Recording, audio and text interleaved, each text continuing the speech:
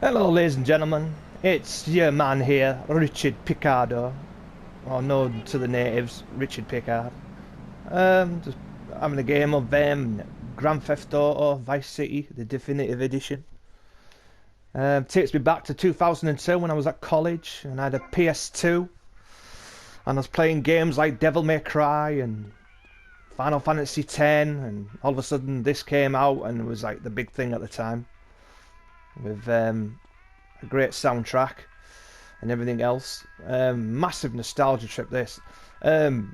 This had a bit of a really bad release, this definitive edition, because it had massive bugs and you know, the game was just really unpolished. It was a mobile games company that took it off Rockstar and tried to remaster it, and they really messed it up. But since the updates, it looks quite sweet now, and everything's really looking quite sweet. I mean, I'm on the PlayStation 4 Pro, and it looks pretty sweet. So just to see what else it can offer. This kind of like brings new people to the franchise as well. Hello, Sonny. Tommy, it's been too long. I know, you're just overwhelmed with emotion. 15 years. Seems like only yesterday. I guess that's a perspective thing. Hey, doing time for the family is no piece of cake, but the family looks after its own, okay? So how'd the deal go down? You sitting on some white gold? Look, Sonny, we were set up. The deal was an ambush. Harry What's and going on with your goddamn hands? Tell me you still got the money. No, Sonny. I don't have the money. That was my money, Tommy! My money! You better not be screwing me, Tommy, because you know I'm not a man to be screwed with! Wait, Sonny. You have my personal assurance that I'm gonna get you your money back, and the drugs, and I'm gonna mail you the dicks of those responsible. Hey, I already know that. You're not a fool, Tommy, but I warn you. Neither am I. If it was anybody else, you'd be dead already. But because it's you, because we got history, I'm gonna let you handle this. Look, Sonny, you got my word. I'll be in touch.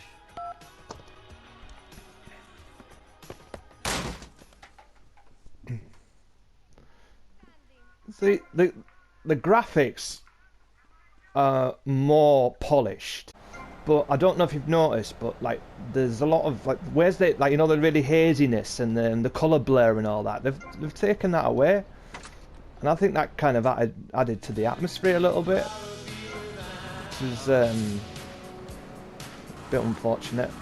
Ah, my god damn it, you son of a bitch! My goddamn car! Look what you've done to my car. Oh yeah, just drive off. Bloody bedlam! Oh. Get out of it! I'm having that. Jesus Christ! There's Tommy Vercetti, Mike Tyson or something. I'm having a ride round on my scooter. Can you see the real me? Can ya? Can ya? Ah! Oh, look at that! What's the chances of that?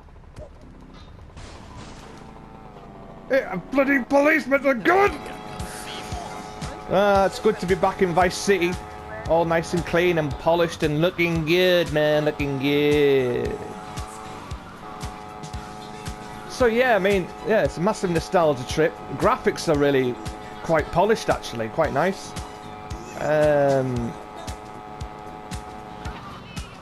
Yeah, it's nice. I would definitely recommend it. I would never recommend it at launch, because I mean, I got it at launch because obviously for me I've got great memories of this game when I used to play it. What? Jesus. Yeah, back in the day when I was at college, when I had a PS2, and I mean the soundtrack on this game is just phenomenal. So, you know, it got a lot of people back into like 80s music and stuff like that back in the day as well. So, but yeah. Also, I've noticed as well, I don't know if anyone started to watch, oh, it's locked off that. I don't know if anyone started to watch Tulsa King with Sylvester Stallone. Have you noticed, right, if anyone's been watching it, have you noticed that the storyline is very, very, very similar to this storyline? you know, a made man goes to prison for so many years for the family, gets out, and then they move into a different part of the country, and then they go down and see how he's getting on. I mean, that's the way, that's Tulsa King, basically. So you can tell where they got their inspiration from, because I was watching the episodes, I was like, this is Grand Theft Auto Vice City, is this? But nah, and it's got that kind of tongue-in-cheek kind of style to it as well, which is pretty cool. So you're watching it and you don't take it seriously. It's like, all right, it's all like really far-fetched, but so's the GTA games, you know. So yeah. Oh my god, where am I going here? Oh, I'm going to see Ken Rosenberg, aren't I? That schmuck of a lawyer. Also, this game as well. This was heavily inspired by Scarface and the other Al Pacino movie, Carlito's Way. Especially where, I don't know, have you ever seen Carlito's Way? Sean Penn plays a lawyer in that. Look at Sean Penn in that movie, right? He's the absolute double of Ken Rosenberg. And yes, I would like to see where they got the inspiration for Tommy Vercetti. But yeah, this is like Rockstar basically sat down, watched Scarface, Carlito's Way, and like just molded what became Vice City, basically. You know, Scarface and Carlito had sex and had a baby, and this is what became. So yeah, graphics are sweet. It's a nice remaster. It is now, it wasn't at launch, but you can see all the textures on the grass and all that, you know. It's much better. The only negative thing I have about it is the motion blur's gone from it, and they shouldn't have taken it off, because it had such an atmosphere with that motion blur. You know, it felt like you were like in a movie kind of way. But yeah, it's forgivable. Anyway, this is Grand Theft Auto Vice City Definitive Edition.